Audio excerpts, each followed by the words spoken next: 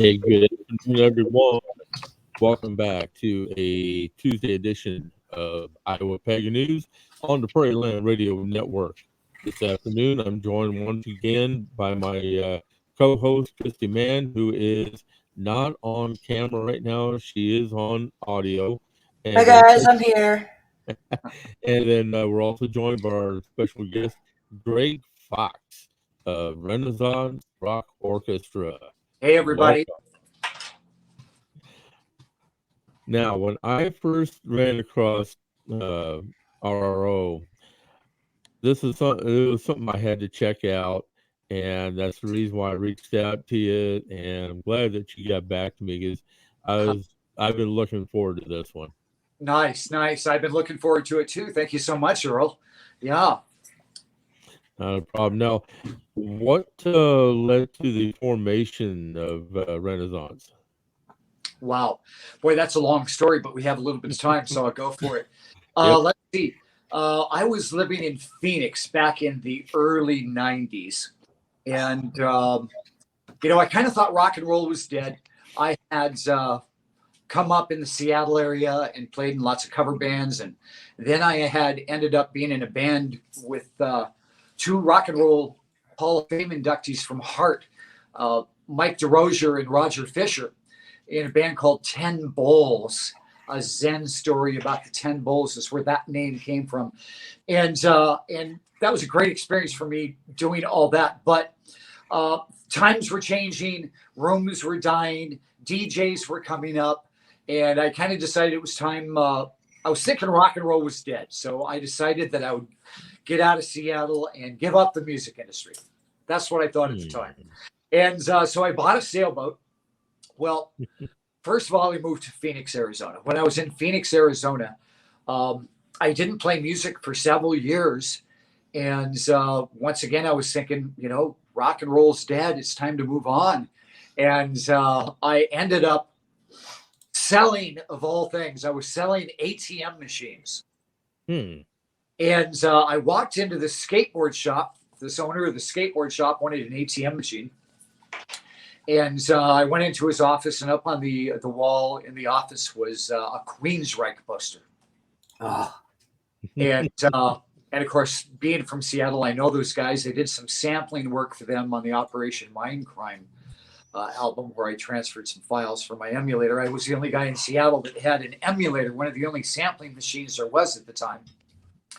And so I didn't say much about that. And at the end of the kind of interview with the owner, his name was Norm Savadra. And I said, so you like Queensryche, huh? He says, yeah, as a matter of fact, I'm a singer in a rock band and I sound just like Jeff Tate. And of course, what's the first thing that came to my mind? Sure you do, right? Yeah, of course, sure you do. So we started talking about his band and where they were playing. And right next to his skateboard shop was a pawn shop. And he says, they got some keyboards over there at that pawn shop. Play for me, will you? We need a keyboard player. So we went around the corner and I started jamming out on like an old Yamaha CP70, which I used to have back in the 80s. And he got so excited about the stuff I was playing because I've always, written very proggy, very prog rock, classical rock type music in my personal style. So I was playing some original things and not really too much covers. Normally what I write is my own material. I have been in some cover bands in my life. But so anyway, I was playing this material and he got so excited. It was just like right out of a movie. He got on his phone and he called up his guitar player, Mike Hodges. He goes, Mike, you got to check this out. And he holds the phone down by the piano and I start jamming out. And it was pretty awesome because Hodges, the guitar player, was like, wow, we got to get that guy in our band.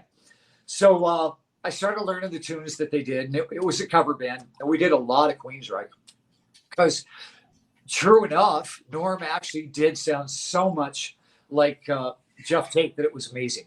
I was blown away by it every night that I performed with them in Phoenix in a band called Superhero. Superhero was the name of the band. And that's where I ended up meeting my best friend, my bass player from Renaissance Rock Orchestra, Mikey Bones. Now, Mikey passed away in 2017, but the way it all worked was we played for several years in Superhero there in Phoenix, which was just incredible. And I'd be on stage listening to Norm and this incredible band play Queensryche tunes and Journey songs. And I just think to myself, oh my God, I'm so blessed to be playing with these players. But then, of course, you have to keep in mind that I had played with, some of the finest musicians in the world with these guys from Heart and a lot of just unbelievable talent up in Seattle. So once again, I got very blessed with playing with some amazing, amazing players.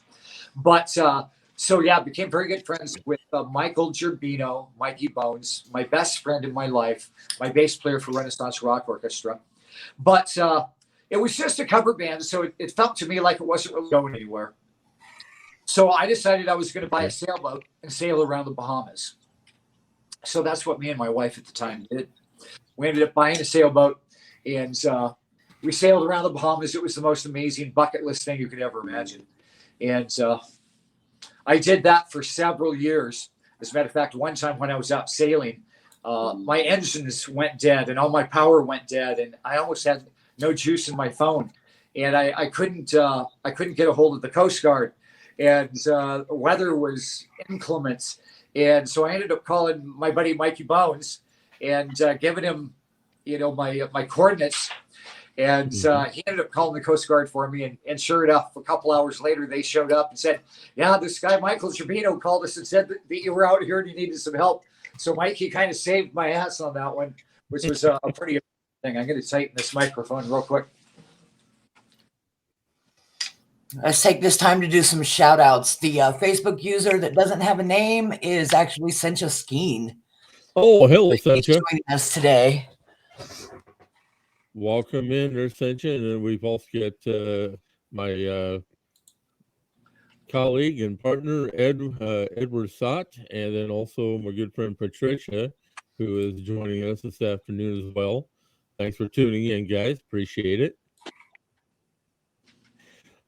Okay, so yeah, I'm out in the ocean and Mikey Bones saves me. But when that was all over, I ended up living in Key West for a while, and I started selling art there. But I always missed music so bad, and I ended up moving to Venice Beach, California, where I lived on the Grand Canal right there and started writing and recording music for the Renaissance Rock Orchestra, probably in about 2010, 2011. And Mikey Bones would come over from Vegas and help me lay tracks. And we started kind of conceptualizing the Renaissance Rock Orchestra. Well, when I moved to Las Vegas, I think in 2011, we continued working on it. And we would go out and we would see these Trans-Siberian Orchestra shows. Yep. And he knew everybody in the band. Mikey was from Queens, and he knew a lot of the East Coast guys and everybody that was in Trans-Siberian Orchestra at the time. And I kept looking at this going, I love this. And I kept seeing the crowds, they were bringing in huge crowds and lots of young kids. It was their very first rock show. And they were so excited. The energy was so amazing. I kept thinking to myself, I could do that. I could write that kind of material. We should do this. And there was only one Trans-Siberian Orchestra in the world. So it seemed like a really good idea, right? To put another one together. So that was my original template for Renaissance Rock Orchestra. It came from Trans-Siberian Orchestra. So our first record, an EP, is mostly instrumentals, was built on that Trans-Siberian Orchestra template. Now, on that record, we did have one song with vocals called The Author of Mystery, which to this day is kind of a classic, epic Renaissance Rock Orchestra song sung by Robin McCauley from the McCauley Schenker Group. He has been touring with Michael Schenker for several years, out around the world. Also on that song, we had guitarist George Lynch, infamous Mr. Scary on guitar, which was awesome, and I really appreciate that. We had our drummer, Mikey Bones played bass on it, of course. Our drummer was Brian Tishy, who's played with Whitesnake and Foreigner, and is still the drummer for Renaissance Rock Orchestra. He plays on all my records and does our live shows. We just premiered our first live show in Las Vegas, July 29th on Fremont Street, which was a pretty amazing event. So that's kind of how it all came together. It's quite a story. Yeah, it sounds like it. And I'm really kind of surprised that you based it off of Trans-Siberian Orchestra. That I've listened to those guys. They are really good. Yeah. Some of the music that they come up with, it just blows your mind. Yeah, it's amazing. Yes, as a matter of fact, as long as we're talking about that, the very first song I recorded was a song called JS Rock. And it's a neoclassical metal piece. And I recommend everybody go to YouTube or Spotify to check it out. And yeah, JS Rock.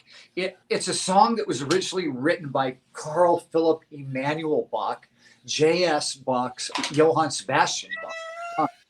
And Uh-huh. through a market fluke, unfortunately, when we originally released it, we decided to call it JS Rock, a play on words from J.S. Bach, right? Yep. And, Carl Philipp Emanuel Bach had written a piece called Solfeggietto, and it's a piece that pianists have been using, since those days to warm up with for concerts and things like that, because it's a little workout for the fingers, and I've always loved it. I've been playing it my whole life as a pianist. So I took that piece, which is, I think, maybe a minute and a half, if that long, and I extended it with a lot of my own material so that the piece is about 5 minutes long. So yeah, everybody, please go to Spotify, please go to YouTube, check out JS Rock. I have a brilliant video of it on YouTube of the band actually playing it live. And yeah, it's a lot of people listen to it and they go, wow, it's like Trans-Siberian Orchestra, but better. No, I love Trans-Siberian Orchestra too.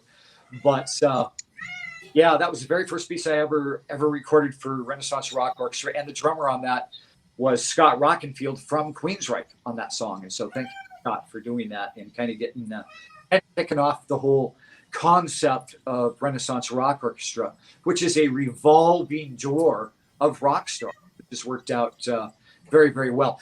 When people ask me what is Renaissance Rock Orchestra, what's it all about?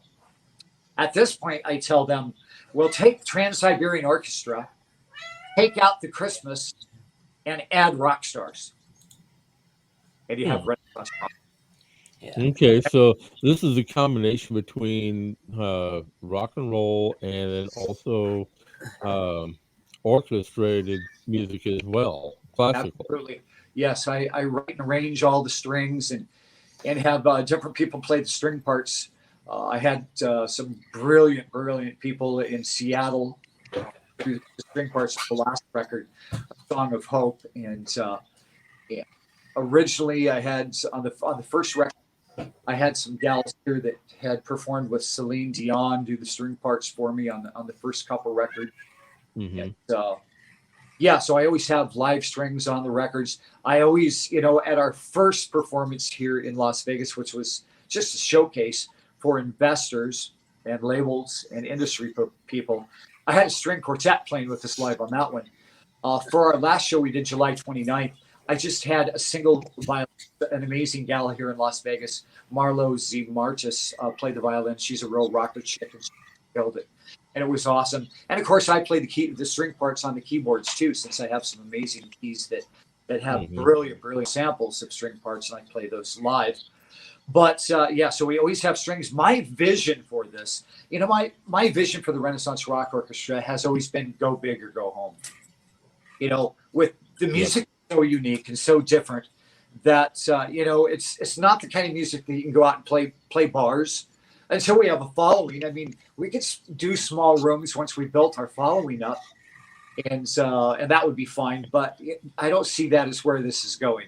I want to take big and do big, large shows, and we have some very big things coming up this year to do that. But originally my plan was that I would love to have Renaissance Rock Orchestra have a residency in Las Vegas and really represent Las Vegas in a fine way with some very classy artists that have been around for years, and with a large orchestra, with a full orchestra. That's still my vision for what I'd like Renaissance Rock Orchestra to be and where I want it to go. And it's going to take a little bit of work there. I've always had a knack for, luckily enough, I've been blessed to have people hear the music and listen to the concept and understand it. and put in fairly large amounts of money to try to make Renaissance Rock Orchestra work to build it up, the production that we need to do some of these large shows. So yeah, that's where we're going with everything, and a lot of new music coming up too. But Excellent. So yeah, I think that's going to be the case in any kind of event that you want to put on. Most people do have the mindset that it's either go big or go home, that's it. and Exactly. I mean, I've been the same way. Yeah. That was my whole motto for the year of 2019. Was it? Yeah. Yeah. Go big or go home. Yeah. When I was out doing DJ work, Yeah. and basically I wanted to stand out over everyone else. So I built up my system, and basically I had one of the largest systems in the metro area at the time. Yeah. And because anytime that I would roll in, I rolled into a wedding once, and I was unloading all my gear, and somebody came up to me and said, "Is this a band or is this a DJ?" And I'm like, Nice. I'm a DJ. And he said, at that time, I had enough equipment. I could run a small 4-piece band. Yeah. Nice. I love it. Go big or go home. Yeah, man. Mhm. That's it. Yeah. Yep. That's when I got into that industry, it got into my blood, and it's after 16 and a half, 17 years of doing it, even though I got burned out a little bit, that's the reason why I switched over to doing internet radio and doing the podcast. Yeah. But the DJ life is still in my blood, so I know what you're talking about. Absolutely. Yeah. Once you get going, I've been playing for so many years now that, yeah, it's what else can you do? It gets in your blood. And I've always been a writer. Mom and dad started giving me piano lessons when I was 5 years old. I grew up in the church. And so we were always playing in church all the time and singing. My sister and me and my mom and dad did quartets. And then I started taking violin in school and really fell in love with orchestras and symphonies. So that's where those roots come from, with the symphonic background and that influence that I always try to add into all my songs. Mm-hmm. Yeah. Excellent. So you actually had a musical background growing up too. Absolutely. Yeah. My mom was the organist and pianist in church. My dad was the choir director. And yeah, I was always performing music all the time, every Sunday, and always playing in school all the time. I was in quartets that went to states and did very well. And then when I went to college, strangely enough, I started playing bass in like a swing group, a jazz group. And we ended up going to Hawaii and winning an international contest for a jazz choir that I played in at Green River Community College in Auburn, Washington. So yeah, I was always performing. And yeah, definitely in my blood. It's what I love to do. I started writing songs when I was in junior high school. So I'm very blessed to be able to have spent my entire life creating and writing songs, and that I get to do that now. And it's my passion and my love, this music that I create for the Renaissance Rock Orchestra, that has so much of my classical background in it, that I blend with all my rock and roll influences, coming up listening to Emerson, Lake and Palmer, and Deep Purple, and Yes, great band of all time, Yes. Yeah. Yep, I know what you mean, because I've watched several videos over the years, and when you get a rock and roll band and adding in a full orchestra in behind them, Love it. The sound is just amazing. I love that sound. Yeah, that's what I try to write for. Absolutely. Yeah. There's another song off our second record. Our second record's called "In Times of Old." And it's a very, very interesting record in a lot of ways. That record has 27 different rock stars on it. People that Mikey Bones had introduced me to and brought into the Renaissance Rock Orchestra family. And they all heard the music. They wanted to be part of it. There's a song in there called Alexander's Symphony. A very symphonic piece, a very classical metal piece. And that's all my writing and my arranging, and and Howard Leese, the guitar player from Hearts, Paul Rogers, heard that song, and he loved it so much that he wanted to be a part of that record. So he played the guitar solo on a song called Alexander Symphony off the record In Times of Old. You can hear that record on Spotify, Deezer, Apple Music, wherever you listen to your music. Alexander Symphony is a good piece. That piece actually, the drums on that was by Brent Fitz, who played drums for Alex Cooper, and who is now with Slash. And they just played in town here this last week. And so a lot of us Las Vegas people went out to see Brent and Todd Kearns, who was also with Slash, another Vegas boy, both from Canada, of course, originally, but they call Las Vegas their home now. And so, it was cool that they've been playing with Slash for so many years, and that I have Brent on a record. He just killed the drum part on that song, Alexander Symphony, and Howard Leese, of course, playing the guitar. So very, very, very proud of that song.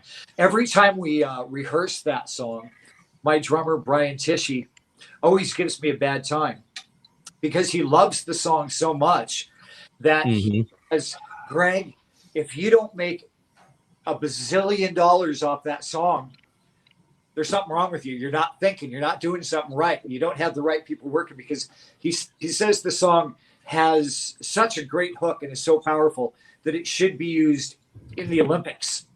And so I've put together a short version of the song. And we've been sending it out to sports networks, and sports teams, and to the Olympics, trying to get that so that everybody can hear that song, because it is a brilliant, brilliant piece. And nice. I hope that someday the whole world will hear it, and all the rest of our music. Earl, I'm going to mess with this microphone just 1 second. It's driving me insane. Go ahead, brother. Yeah, Ed made the comment that Mannheim Steamroller had done some interesting things with the Baroque music, and we'll get that question to him here in just a brief second here. I know what you mean there, because Mannheim is one of my favorite groups as well, especially around the holidays. Awesome. I love their holiday music. Yeah, I do too. Wonderful. But he wants to know, do you find Baroque music easy to incorporate rock into? Very, very easy. Yeah, it suits my music so well. So yeah, Baroque music is perfect. I love writing Baroque styles into my music. As a matter of fact, a lot of my music kind of starts from there. It actually sounds more like a classical piece before I actually turn it into a rock song. And of course, the way I record it in my studio is it starts with keyboards. So so it starts as a piece, maybe with 4-part strings, piano and cello, other things like that. And then I send it to the band, and we start laying drums and guitars on it, and it turns into a whole different animal. That's a great question. And yes, it does suit so well. Just the progressions of Baroque and Renaissance music, classical music in general. They tend to have kind of straight ahead chords, not necessarily 1, 4, 5, but standard progressions that fit rock and roll very well. So yeah. Excellent. Now, I've got one of your videos that I'm going to be playing to basically show off Renaissance Rock Orchestra to everybody that's listening and tuning in. I definitely wanted to share your music with everybody today. So I'm going to be playing one of the video clips here. Yep. We're just going to rock this out, I think. For which one is it, though?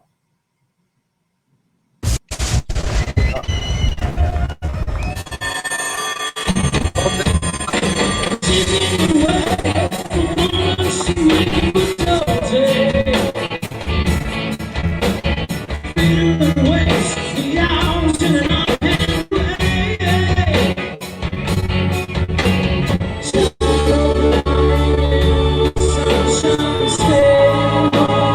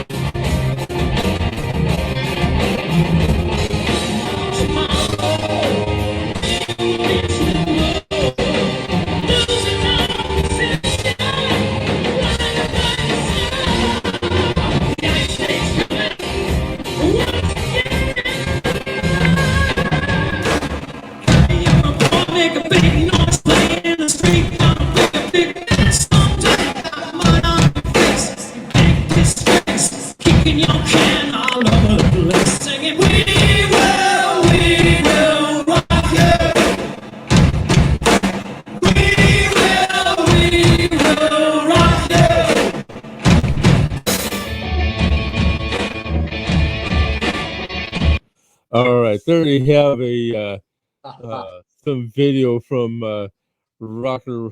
I'll tell you what, man, you guys do a great job with that mix. Thank you.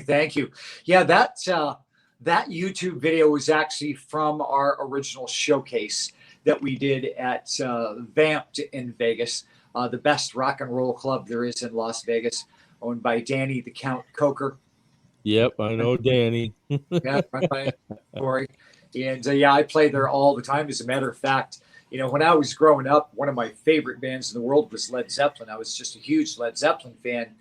And not only have I had some amazing things happen where I've had kind of like little star moments playing at a place in Seattle right on the water called Pier 70 back in the days in the 80s, and Led Zeppelin was playing at the Coliseum right up the hill, and Robert Plant came down, of course, like a lot of the rock stars did, straight down the hill to the biggest club in Las Vegas where I was playing at, and got up and sang with us. Yeah, an amazing bucket list experience, and I've had so many of those in my life. Just amazing things that you can hardly even believe. But it's been a good life of rock and roll. But so I also, besides Renaissance Rock Orchestra, I play in an all-star tribute show to Led Zeppelin called the Moby Dicks. And yeah, it's a pretty amazing thing. And my drummer, Brian Tichy from Whitesnake and Foreigners and Moby Dicks, and Chaz West sings, who used to be in the band Bonham with John Bonham's son, Jason. And we have Phil Suzanne on bass from Ozzy and Billy Idol. And we have different guitar players, Doug Aldridge from Whitesnake and now the Dead Daisies, played with us for years. And now we bring in Jimmy Burkhardt on guitar. Sometimes we have Vegas local from Hell Yeah, Christian Brady play guitar. But it's so fun to do that. It's an amazing, amazing band. And we packed that place doing Zeppelin songs. And I just can't believe that I still, at this point in my life, get to play that amazing music. And just night after night playing with those guys that are just unbelievable talents playing that music. And so in Renaissance Rock Orchestra, for the casinos and for the residency, one of my goals has always been, it's pretty difficult to break through with all originals. Mm-hmm. People love to hear things they know. And so what I try to do is I try to take the biggest, most epic rock hits from history, whether it's Dream On by Aerosmith or Time by Pink Floyd or Bohemian Rhapsody by Queen or Kashmir by Led Zeppelin, and do a Renaissance Rock Orchestra version of that, where I've arranged the string parts. And we kind of put a little bit of our own spin on it. Of course, it's never going to sound like the original, but so we do the Renaissance Rock Orchestra version of that. And I think we do that pretty well, don't you think? Oh, yeah. You guys. Yeah, definitely. Definitely, most definitely. I got one more I'm going to play a short clip of here. And this one is, I believe, Pink Floyd versus Yes. Oh, yes. Let me tell you about this before you play it. Yep. This song is not quite the traditional Renaissance Rock Orchestra song, but there's some things that I think your audience will really love about it. First of all, this is one of the closest steps that Renaissance Rock Orchestra takes into the world of Yes, the band Yes, that I love, that I grew up on, that to me is incredibly spiritually satisfying music, and that created landmark progressive rock music with Close to the Edge, the album Close to the Edge, disputedly the finest progressive rock album ever recorded, although some people would argue with me about King Crimson on that one. But so anyway, I love the band, yes, and I was another bucket list thing is on our last record. I was able to bring in Yes drummer Alan White to play a track that he recorded with, once again, vocalist Robin McCauley from the McCauley Schenker Group and Survivor. And that was a song called Secrets in the Sand. So these two songs, the one you're about to play, The Universal Dance and Secrets in the Sand, which are off In Times of Old, our second record, are probably our closest voyages into the world of Yes, where I kind of tried to write something that was very Yes sounding. And so the Universal Dance that you're about ready to write, to play for everybody, the Universal Dance has Mark Bowles on vocals, and he does an amazing. Mark is our main vocalist. You know, on the last record, I told you that Renaissance Rock Orchestra's story is kind of a revolving door of Rockstars. And that will continue. But during COVID, it was kind of difficult to make that kind of thing happen. So I created kind of a core band for the last record, A Song of Hope, which included Mark Bowles on all the vocals, Brian Tishy on all the drums. We brought in Greg Smith from Alice Cooper and Ted Nugent and Alan Hart, Rainbow and Doc, and to play bass on all the tracks. And we had Michael James Romeo from Symphony X do a lot of the guitars too. Mm-hmm. Well, I know that a lot of our independent musicians that we have here in the pagan community, every single one of them I know has got some sort of influence from classic rock, 80s rock, hair bands. I love it. So that's so, yeah. Has that influence. So the Universal Dance is lyrically, I'm very proud of it, and musically too. And so the concept of the Universal Dance, it's a story of the planets and how they spin around, and how that never ends, this dance of the planets. But it gets into some very, what's the word I'm looking for here? Kind of Zen-ish vibe things, where it talks about the energy of the planets, and it talks about the energy of the earth. And so, yeah, it's a very love and light kind of a song, and it has very good energy to it. I hope everybody captures that as we listen to this. All right, excellent. Here we go. I love this song.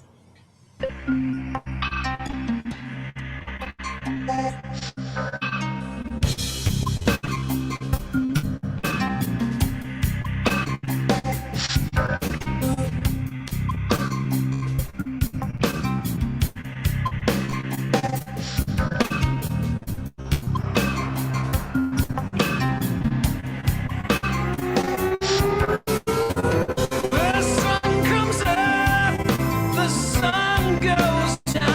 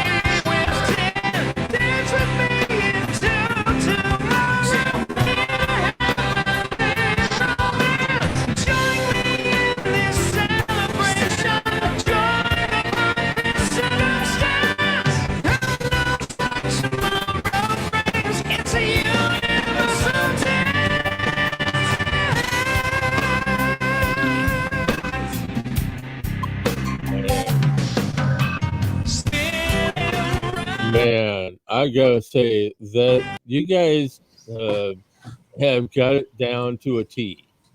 Thank you very much, Earl. Thank you. Yeah, I love that song. I'm very proud of that. I love the guitars in that. Mark Bowles' vocals on that are so amazing too. The guitar, by the way, is Christian Brady, Las Vegas resident and local. That is a brilliant, brilliant artist, and he does a lot of shows in town. Plays with Frankie Perez, but he's a guitarist for hell yeah. And I just love what Christian brought to the table. You know, in the Renaissance Rock Orchestra live, I generally have two guitar players, and one of them is Tony Allman from Juan Crucier's Rat, and Christian Brady. And the great thing about how they balance each other and what they do is that Christian brings this very vibey, bluesy, David Gilmour-ish, Pink Floyd-ish sound to the band, and he did that remarkably on Universal Dance. I love those guitar licks. But Tony Allman brings in that neoclassical progressive metal thing with the virtuoso speed and the scales. And of course, we have Michael James Romeo from Symphony X who does that. I need to talk for a second about the single off our last record, A Song of Hope, which is called In My Lovin Arms. Please go check that out on YouTube and Spotify and Apple Music and Pandora. You can actually listen to it on Pandora too, which is a great way to listen to our music. And also A Song of Hope releases March 10th. That's right, March 10th. Now, what I've done with A Song of Hope, I have slowly released singles from that record over the course of the last year. But the entire album has never been released as an entire album. And so there's songs on the album that nobody has been able to get streaming before. And Universal Dance is one of those. So that's really cool that you happened to pick that one for that reason. And I just thought it fit the vibe of your community very well, so that people would really appreciate that. So, yeah, that song has never been out streaming before. And so it'd be the first time you'll be able to really stream it March 10th. And we really need everybody's help on this, too.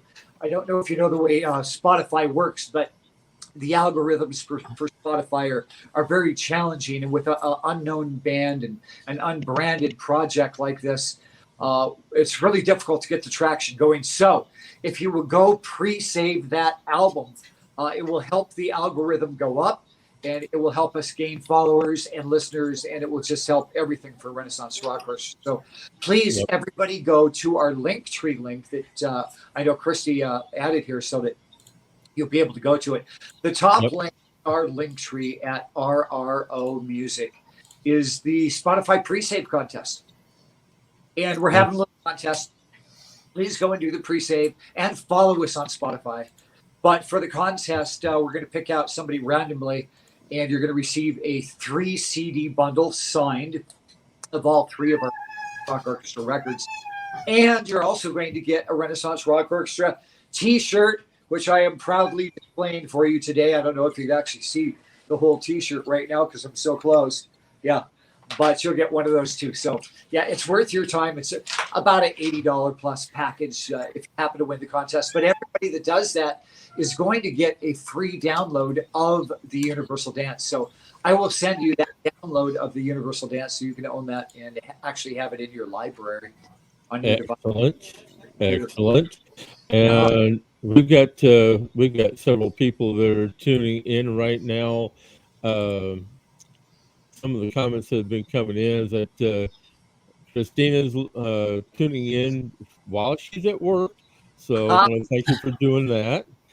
And then my good friend Patricia said that she would love to meet you one day. She's over in Texas. Oh, cool. Well, I'd love to meet you too, Patricia. I'd love to take this project there and play. And I'm sure it will happen at some point in time. We kind of got to get this thing rolling a little bit here, a little bit more in Vegas before we get out and start touring it, which is so expensive. And thank you for putting that link up there too. That's the place to go to do the pre-save for Spotify. And I got to give a shout out to Christina once again. Christina Avila, she is our East Coast promoter, and she has just done an amazing job for the last year. We just had our year anniversary, I think it was, for her working with the band, and she works diligently and tirelessly and has done some amazing things for Renaissance Rock Orchestra. She has her own artist promotion company, and I highly recommend artists find Christina Avila and artist promotions, and hire her because she really is brilliant at what she does. She's so passionate, so devoted, and we love her dearly, and all the things that she does. She was able to get us our first distribution deal through Curtain Call Records. And I'll say hello to John and Gigi over at Curtain Call, and to Cell Quintero also. Love those people and everything they've done. They have been distributing our music digitally to all the web radio stations that they're involved with, and they've done a brilliant job getting it in front of millions and millions of people for the last few months. So thank you, Curtain Call Records. Thank you for making that happen, Christina Avila. Okay, now, Christy, did you have a question for Greg here? Just real quick, I wanted to touch on, being the author of the group. Let's talk about the writing side of things. Yes. Where does your inspiration come from, first off, for writing the lyrics? Yes, of course, musically, a lot of my inspiration comes from my roots. The music that you listen to as a child is in your DNA. It's in that soundtrack of your life. And so growing up listening to Led Zeppelin and Queen and Deep Purple and Yes, that's deeply rooted in my psyche and in my musical DNA. So it all kind of comes from there. Being a Yes fan, I'm a huge fan of the keyboard player Rick Wakeman. And there's lots of different schools for keyboardists. And whether you're a jazz guy or a blues guy or a classical guy, and of course, in the prog world, it would be between Keith Emerson and Rick Wakeman. I had the pleasure of meeting Keith Emerson at the NAMM show here several years ago. I have some pictures of that on my Instagram that I posted not too long ago of him actually holding up a copy of my first record, the White Gate Trilogy. And he actually signed it and said, "Prog on, Greg." And I told him that he was the inspiration for it because I used to love Emerson, Lake and Palmer so much. But so all those roots are in my music. And so when I write, it tends to come out. A lot of people, when they hear my keyboard stylings, kind of consider me to be on the Rick Wakeman side of that keyboard theory and styling than a Keith Emerson or more jazz-based keyboardist. Now, that being said, John Lord from Deep Purple, very classically trained also, and so his playing is very classical, and so I have a lot of that in my stuff too. When it comes to the lyrics, the music always comes first for me. I write a song every time I sit at a keyboard. It just flows out of me, and I'm so grateful to that happened, Cool. and that it just flows out of me. It feels somewhat very spiritual the way I write. But the lyrics are always more work challenge. I'm very proud of the lyrics that I wrote for A Song of Hope. And, the title track off that record, which you can hear on Spotify and Pandora, where Hope is probably the proudest moment lyrically. So please go check out A Song of Hope. I wrote that and recorded that record during COVID, of course. And I wrote it to try to inspire the world to keep on keeping on, to have strength. And, and a lot of people around the world have told me, particularly on YouTube, the comments I get are really wonderful and very fulfilling to me, satisfying as a writer. What you're trying to do is you're trying to really reach people and to touch them emotionally on some level. Right. And my closest step to that was the title track of the record, Song of Hope, where I talk about never give up. And we're going through the toughest times we've ever gone through. But if we stay together as a community, and mankind as one to support each other and help each other, we're going to make it to the other side. And this will pass. So very, very proud of that song. And I'm so happy that it touched people's lives. People have said, when I lost my parents, I lost my father, I lost my mother, that song really gave me hope in what I went through financially and losing my job and having to move. I was on anything. I understand that one. And I also want to say welcome to Jessica, who's tuning in. Appreciate you. And then we have got a lot of people that are tuning in this afternoon and watching us. So I know that Greg is going to appreciate this a lot. I've been sharing pretty much all of their links that they've got so that you all can check him out all over the net and listen into some of their music.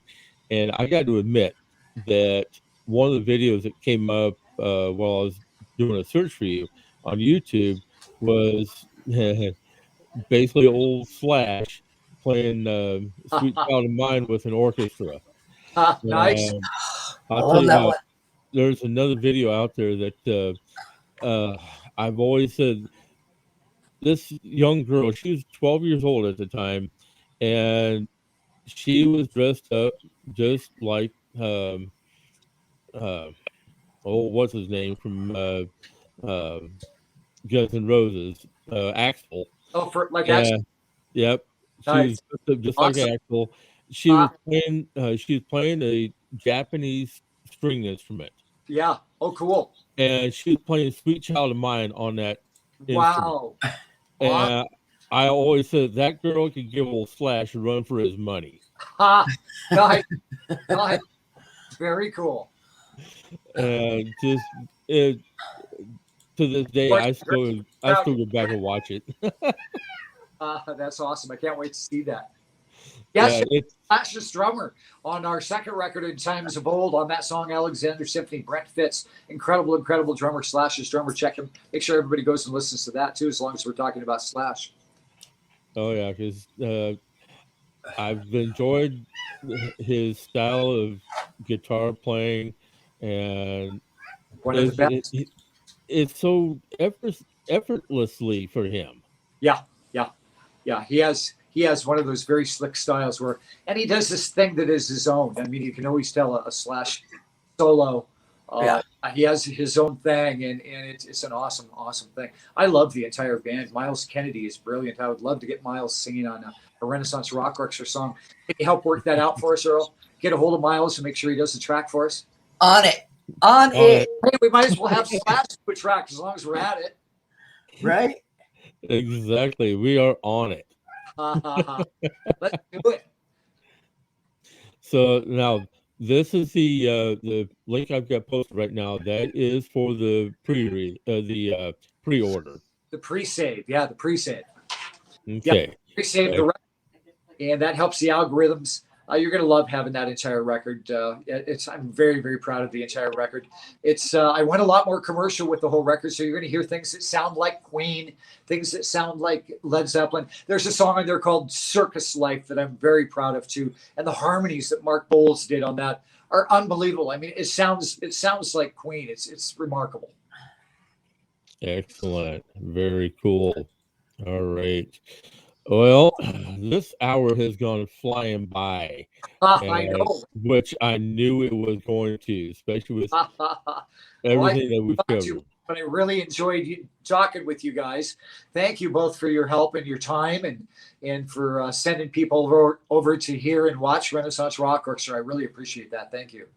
Oh, you're Absolutely. very welcome. Thanks so much for joining us and being with us today. It was great. It was fun.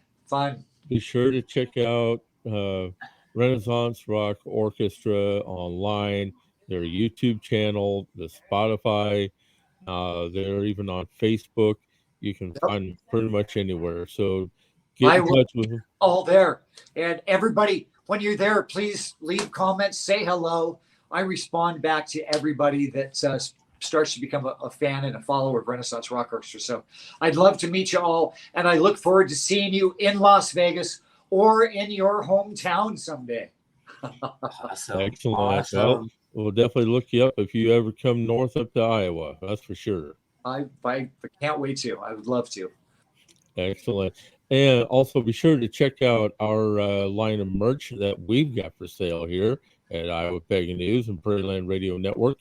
You can check that out at the link that I've got posted. You can also find it on our website at IAPNRadio.net.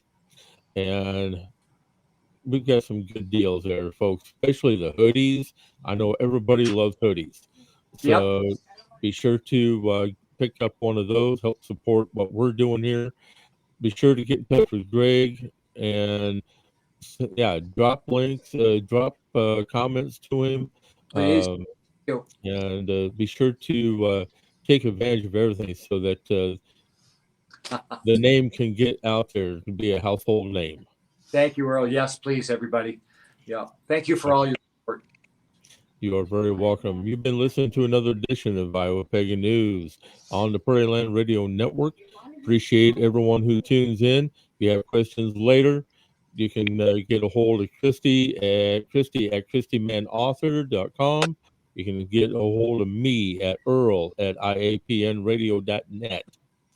Have a good day, everyone, and we are going to be out of here for the day. Pleasant journeys. Bye, everybody.